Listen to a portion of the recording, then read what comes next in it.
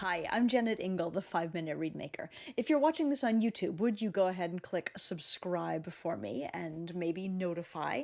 And this way you always know when I drop a new episode, and it'll be easier for other people to find my channel and become better read makers and happier musicians. Today we have a Read Repair Shop episode, and this anonymous oboist sent me a note as they purchased my Read Repair Shop service, and it said this: "Hi Janet, I just bought my first gouger, and I'm having an existential crisis after scraping the first 3 reeds I wrapped with my new gouge. They don't feel or sound like my reeds at all, and I'm trying not to panic. If you'd be willing, along with sending you the 3 reeds, I'd love to send you a few pieces of cane I just gouged to see what you think of that too. I thought it might be a fun reed repair workshop. New gouger. Existential crisis." And I did think that this was a really fun idea. Here's the thing.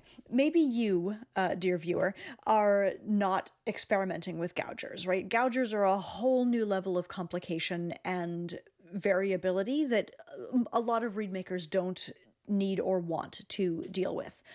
But who among us has not tried something new, tried something that somebody else recommended, tried a piece of cane with a different shape, or tried a different scraping technique, and had everything feel like it just falls apart, and had it be the case that you just don't feel like you know how to make reeds anymore? Like, the whole thing feels so confusing when you're trying new variations. And so that is what I hope to get to the bottom of in this reed repair shop. As you'll see, these reeds are not actually problematic. The gouge, I think, is terrific, and the problems that we find with the reeds are, for the most part, unrelated to the gouge. And so I hope, and based on the feedback that I got, I believe that this was helpful to our anonymous oboist, and I think you'll enjoy it too. I am so psyched to look at these reads and to help you with your existential crisis from your new gouger. Because I don't think there's anything wrong with this gouger. I'm actually really delighted with the read that I was able to make off of your cane. And so I think I can be helpful to you with these other reads as well. So, these reads are all off of your new gouger, a Pierre Roy version 2 or V2. And this one is one that I just made from cane that you sent me.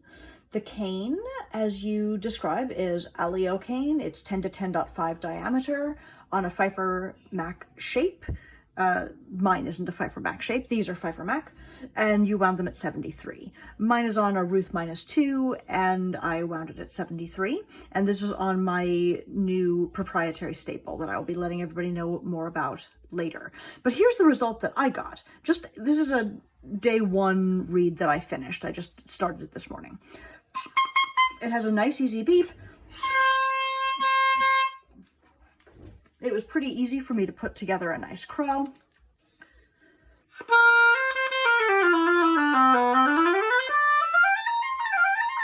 And for me, this reed has ample resonance, depth, quality of sound. It's actually making me pretty happy. And this is just, something that I roughed out pretty quickly, just to make sure that the gouge that you are asking about was not inherently problematic.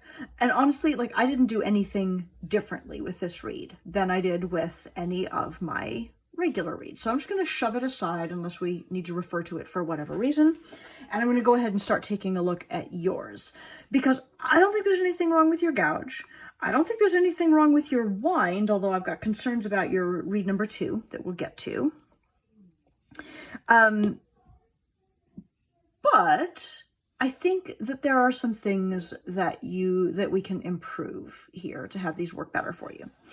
This is reed number 58. As we mentioned, it is on the Pfeiffer Mac shape, wrapped at 73, and they're on Chirugi 2 staples.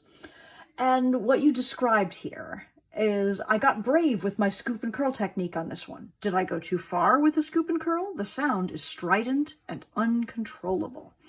And yeah, when I beep this reed, the beep is okay, but if you can hear it, there's already an edge just in that beep.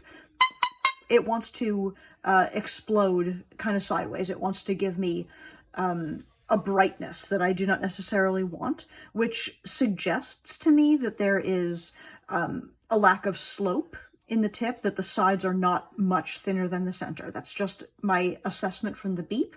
When I go on to the crow, it certainly is a bright and vibrant crow. And as I play this reed,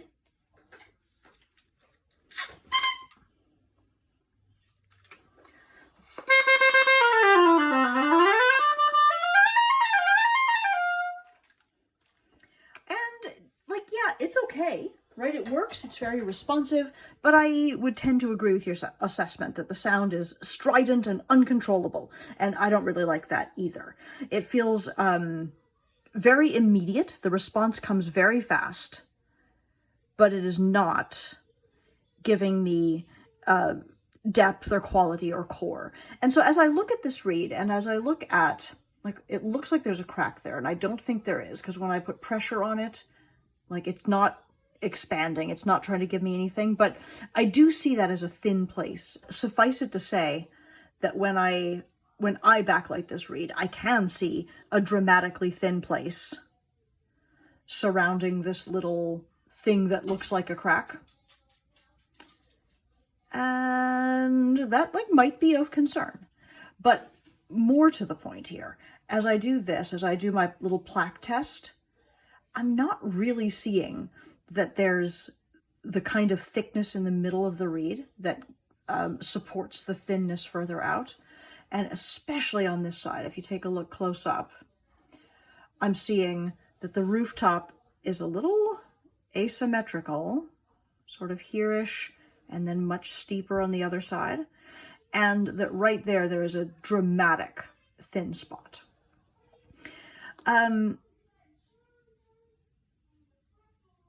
And I don't overall have, I have a few concerns about the length of the heart as well. Like, it looks as though you're at, it looks as though on this side, I knew there was something I wanted to point out. Your rooftop begins at 65, which is normal, but goes down to 58.5. So the heart's a little bit extra long. So my theory here is that your heart is a little bit heavy and long, which is part of why the reed wants to shriek at us and be unattractive, but more importantly, that inside the tip, you are not as much thinner on the sides and corners as you should be, and that there is an asymmetry that is awkward in your rooftop structure. On this blade, where we have the very tall arced heart on this side, or arched rooftop on this side, and the extremely thin place right above it, I kind of just want to recut that and lower the angle of the rooftop and use this as an opportunity to reset this slope. So as I scrape very gently, I'm focusing quite intensely on the leftmost grains and on making sure that I go north of that thin spot and make everything north of it thinner than it. So just a little bit more there. I'm doing it pretty delicately, because it's not that your tip is not well constructed, and it's not that it's not thin. It is. It's that it's not thinner enough at the side than it was in the center. So over here on the other side, kind of the same thing. I'm just going to cut in a little bit.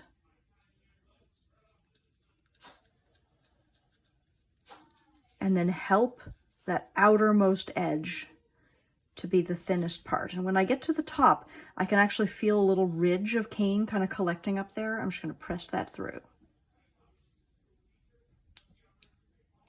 The thing is, like, of course, you are an experienced reed maker. I can tell because these three reeds have such consistency from one to the next.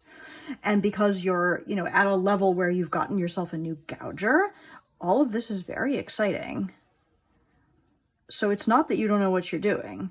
It may just be that the uncertainty that sneaks in when you have a new gouger and you're not really sure how the cane is going to react has kind of gotten in your way a little bit. That's my theory. And of course I'm being careful here because I do see that thing that wants to be a crack. And I'm just trying to pretend that it's not there.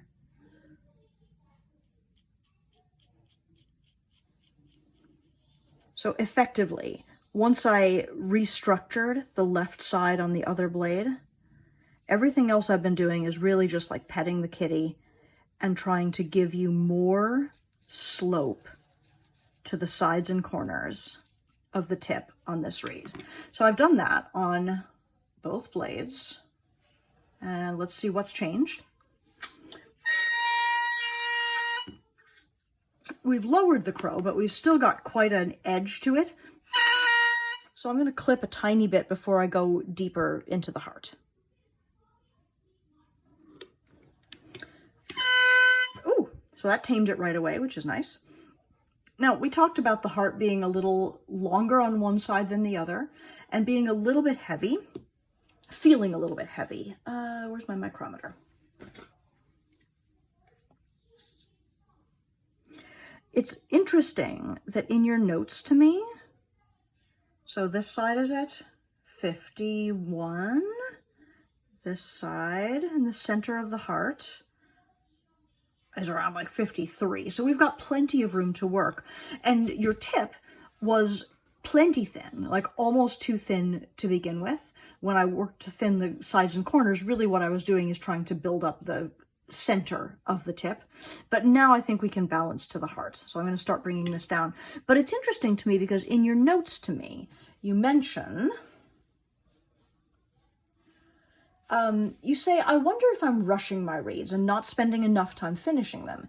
Each reed I sent you is in a different finishing stage. I always worry about going too far in the heart. However, my hearts tend to be on the lighter side, 42 to 44 millimeters. I mean, you mean hundredths of a millimeter, but this is a question mark for me because I found all of these hearts to be heavier than that. They're all sort of up in the 50-ish realm.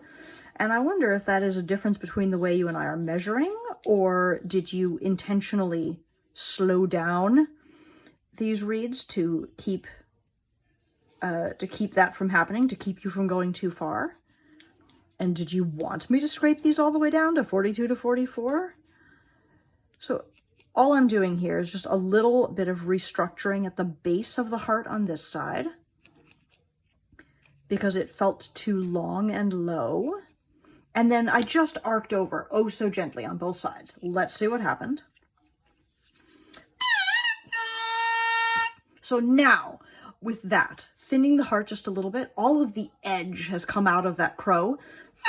It's a low crow, but that's fine. I can clip that.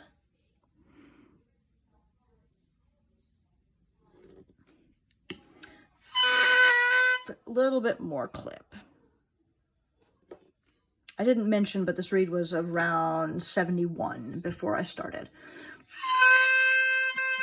And now we're at 70 and a little change. I've got your rooftop restructured a little bit on both sides, and I did quite a lot of work at the sides and corners of the tip and then smoothed out the heart a little bit. Let's see. On the oboe now.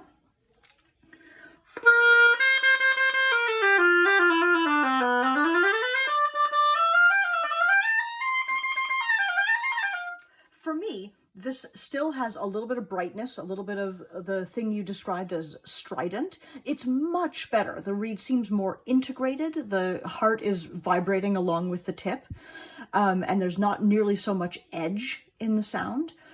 But it doesn't have quite the darkness that I would want in my reeds. And my hypothesis is just that there's too much taken out of this area in the tip, really on both sides. The one side had that weird crackiness to it, so I'm not going to judge you on that. But this side was, definitely cut in. And I think that the edge we're getting in the sound would modify with more structure inside the tip. So I'm going to set this one aside, move on to the next couple, and see what we can discover, and see if this is a trend through your reads, or if there's a wildly different problem with each. All right, this is read number 63, number 2 for us, 63 for you, and this is an interesting one. You said in your notes, "It feels too open to me. I want to smash it closed. It's stuffy and buzzy, so hard in the sustain that it makes me lightheaded." Okay, that sounds terrible.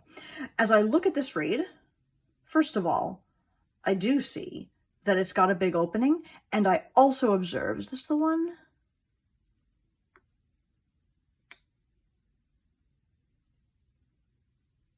Yeah, this is the one that you're actually, okay, it's subtle, so you have to like look in here with me, but I think that you are overlapped in the bad way, the way that is just a little bit nested. So I can see, if I sort of zoom in here, the overlap appearing on the left side, down there on I can slightly see the lower blade peeking out on the left side, which is what I would expect from a right-handed winder. But over here, I can also see that lower blade peeking out on the right side. So I think that your 2 blades are doing like this, and that is forcing this one blade to be pretty flat because it's on the outside, and this other blade to be pretty smiley because it's on the inside. I hate it when this happens. It's usually a fatal flaw for me because it yields the exact result you're talking about, that you like feel like you have to smash it closed all the time. So I hear your frustration. What I would like to do, like the first thing I want to do is just see if I can fix that by manhandling that overlap with my thumb and forefinger, and I may or may not be able to do it, but I'm going to try that first, because if we can fix the overlap, I think that'll fix your opening issue. So first that, just a little bit of muscle with my thumb and forefinger. And it's not really the area up here that is of concern, the visible area. It's the area right down by the thread. And I'm not sure whether I found it or not. But what I've got now is a reed that is not leaking. Not leaking. And has quite a pleasant crow. So I'm feeling okay about that. Let's take a look. Let me just play it real fast. So here's our beep. Here's our crow. And here's the reed.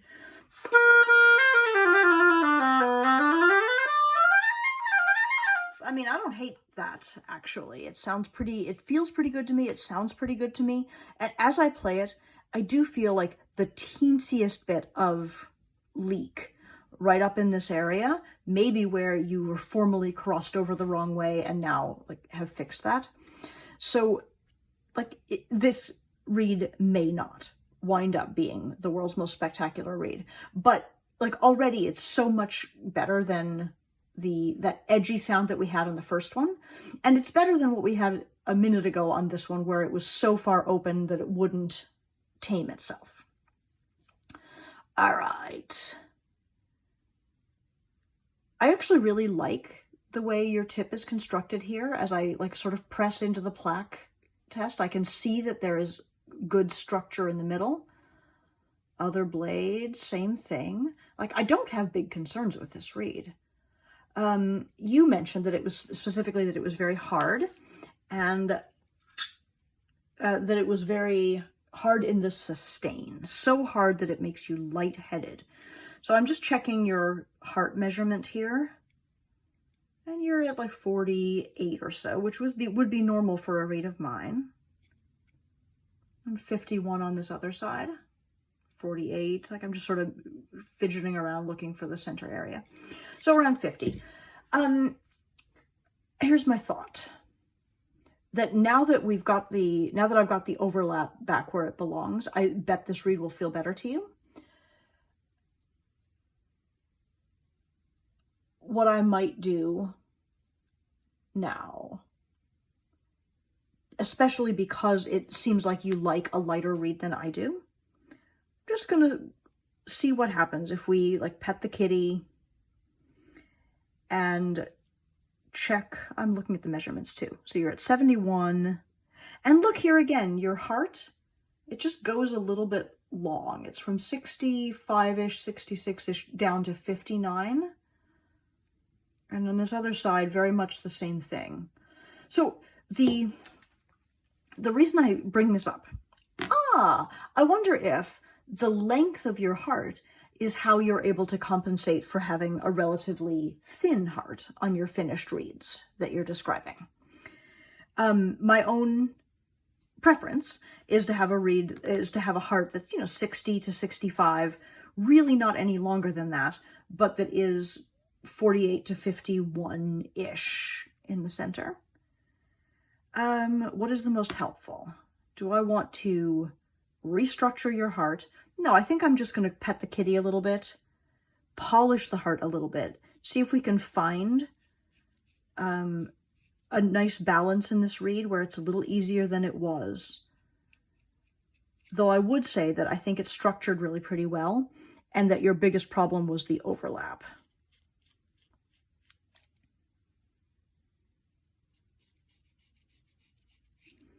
So I'm just doing the sides and corners of the tip, and I'm not doing a lot because there's really nothing wrong with them, except that patting the kitty always makes a read a little bit better. Really just the gentlest arc over the heart. And on this side, I'm going to adjust the bottom of it a little. Then I've lowered the crow kind of dramatically. Oh, I've lowered the crow, but it's also reset itself. You see that overlap sneaking out again on the other side? And you can see that the opening is sort of returning to its smile. So I think that that is the fundamental problem with this read, not anything that you've done, and certainly not your gouge. Not anything you've done in the scraping, I should say, and certainly not with your gouge. But if you notice that with a blank that you have wound, you've got this nested quality, that is worth breaking off the read and redoing, because it can be really hard to overcome. Low crow, tiny clip.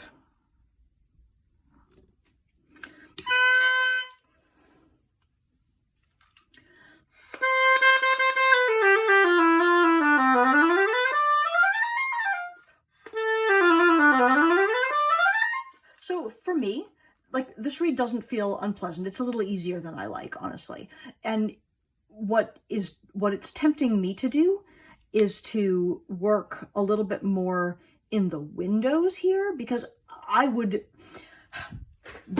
the overlap is giving you this big opening that is unpleasant to you, it's tempting to me to work in the windows to try to help the read close itself down a little bit more, even despite the overlap.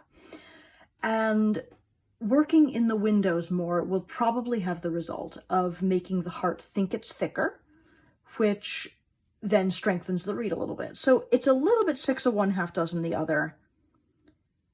I think I'm going to wait and look at your third read, because I think we've already diagnosed the most serious problem with this read, but I'm open to going back in and exploring that if you'd like. This last guy, number 76. As I look at him, he appears to be overlapped. Not the bad way, not the nested way, but possibly the backward way. That is, it looks as though you're winding right-handed, I judge from your crossover here, but I'm seeing the overlap happening on your right side here, and again on the right side over here. So something to notice. It's not a fatal flaw, but having your overlap backwards like that can lead to the tip opening being just a little bit unstable. Let me dip this one and look at your notes. All right, you say 76, this one is loud, strident, and uncontrollable. Well, those are bad, mean words for a read. and it shares some of the qualities of reed number 1, or reed number 58, I guess. The crow has a real edge to it. The beep really wants to like jump into the crow right away. And when I play it,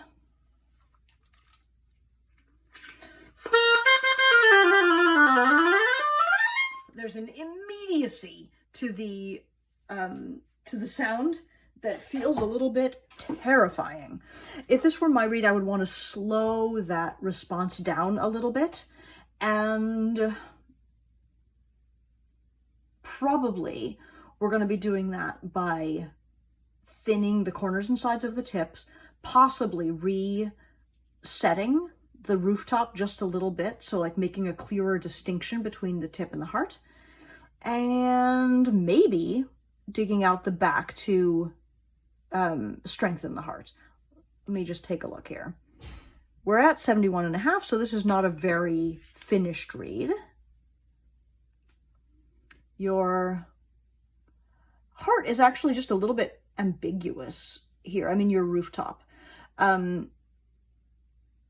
would venture to guess that this is the newest of your reeds, the one that has been the least scraped. And I think that we can do a ton with this reed. Listen, I think the immediacy that I'm feeling, the where as soon as I blow, it like jumps into the crow, that's happening because there's really just not enough division yet between the tip and the heart. I almost can't make it beep. It wants to crow right away because there's no stop. So that is what I think we need here, and I'm going to do that. Let me dip it again.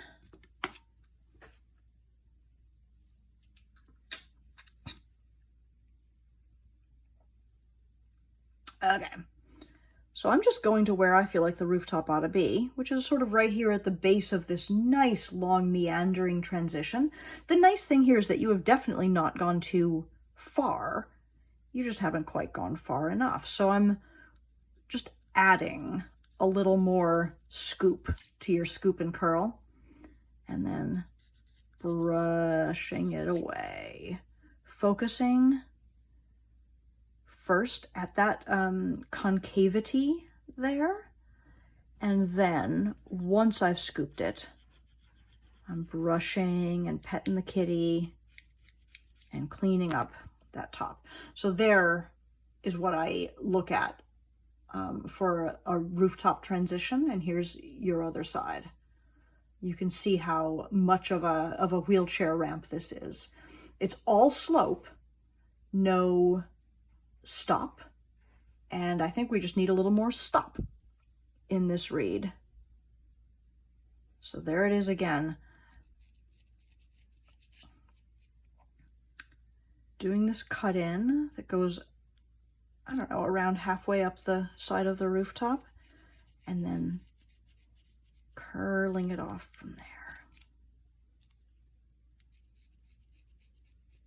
Now, that is a ton of cane that I've just taken off. So before I do anything else, let's just see what happened.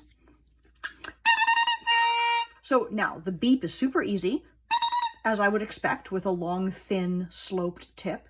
The crow comes more slowly, like I have to blow into it, and it's still a little easy, but that's a problem for another day. I can go ahead and clip right now because our crow is low. Yep. And do you hear that it shrieks a little bit? So as I add air, the first thing that happens is I get the little beep, the single note. When I add a little more air, I get the crow. And when I add a little bit more air, I get this shriek. And that is telling me that the heart is too heavy for the tip. Right? So it goes kind of wild. So I'm going to clip this. That's just because the crow's so low and the beep is so easy. And now I want to work on the balance between the tip and the heart. Shall I measure again? I'm going to measure, especially because you talked about your hearts being relatively thin. Like, it's not. It's 54. That's heavy even for me. Good. So I feel very safe scraping here. And I say scraping, but I mean polishing. I'm going to start all the way at the left because I like the side of my heart to be thinner, and arc across. Other side. And then see what I've got. Oh, it's such a pleasant crow. Here's the oboe.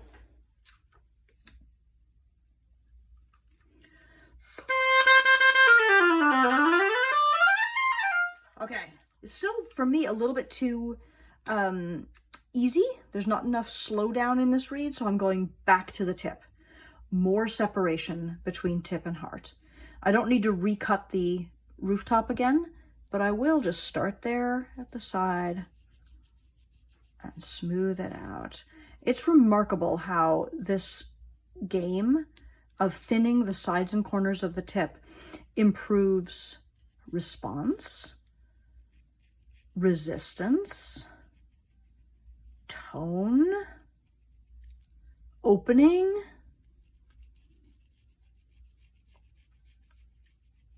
Like, I actually really haven't ever found a reason to not go back in and take more from the sides and corners of the tip. It's just never the wrong idea. Okay.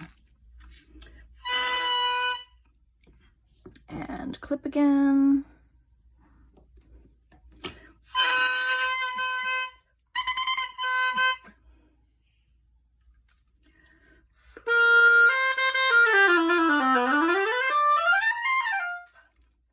Now, why is this bothering me? The response is nice and easy, and in fact, I probably have room to clip a little more. I'm at 70.5. But I know that this heart still has bulk in it because I didn't take off that much, but it's really not giving me the comfortable resistance that I would want. And so here's where I'm going to involve the windows. I'm going to reach into these windows and allow a nice catch at the bottom of the heart. My idea here is to strengthen the heart, to make it think it's thicker, to just sort of increase the amount of physical structure I have here. Yeah, I like the way that feels a little bit better. Another tiny clip. Yeah.